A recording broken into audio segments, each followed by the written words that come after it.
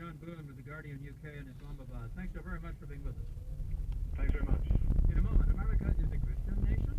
Since when? To the point. KPBS is supported by The Backstore, which carries a variety of home and office furniture like Stressless, Fjords, Herman Miller, and Anata massage chairs. You can reach The Backstore at their showroom in Poway at 858-218-1320 or online at thebackstore.com. You're listening to KPBS, the public service of San Diego State University. Leadership starts here. Thanks for listening. KCRW thanks Factiva from Dow Jones for its use of Factiva.com. We're on Olney, back with To the Point. The words "under God" didn't appear in the Pledge of Allegiance until the 1950s. And that's when the phrase "In God We Trust" showed up on the dollar bill. Those are examples used by Kevin Cruz, a Princeton historian, for his thesis in the new book, One Nation Under God, How Corporate America Invented Christian America. Kevin Cruz, welcome to the Point. Thank you so much for having me. Elaborate on your thesis. Well, my argument here is that the idea of America as a formal, official Christian nation is an invention of the mid-1950s.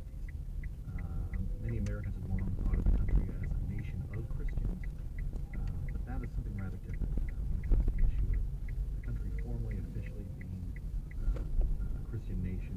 It comes about in rapid order in the mid-50s with a series of changes. Everything that I think Americans today would point to if they were asked if we were a Christian nation.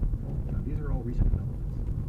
Before we get to those, you go all the way back to the 30s, a response by industrial America to the Great Depression and the New Deal, and with Franklin Delano Roosevelt. That's right. So soon after the New Deal comes to power, business finds itself on the defensive. Roosevelt has passed he's introduced the regulatory state. More importantly, he's empowered labor unions, which go on a wave of industrial strikes throughout the 30s. Business finds itself pushed back on the defensive. They're being blamed still for the Depression. They're being vilified, press, public. And so they launch a massive campaign of PR. And at first, it's a very straightforward economic campaign. They pitch the merits of free enterprise. The problem is that nobody's buying what they're selling. That's going up on YouTube. The American Liberty League is heavily financed by DuPont and General Motors and other big corporations. And it comes across as a message being pushed by corporations on their selling things. Jim Farley, the head of the Democratic Party, says they ought to call the American Liberty League the American Cellophane League. Because number one, it's a DuPont product, and number two, you can see right through it. It's a great theory. Go ahead. And so once they realize that their message straightforward is not getting through, they decide they need to outsource it. And in the private letters, they make it very clear why they pick. They pick ministers because holy at the time should be the ministers the most trusted in America. Brand new 2015 Ford. The Church of Christ itself.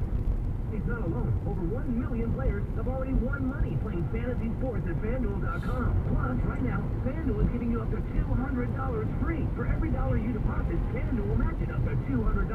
The only way to get up to $200 free is to go to FanDuel.com. Click the microphone in the upper right corner and use the promo code 7000. That's FANDUEL.com, promo code 7000.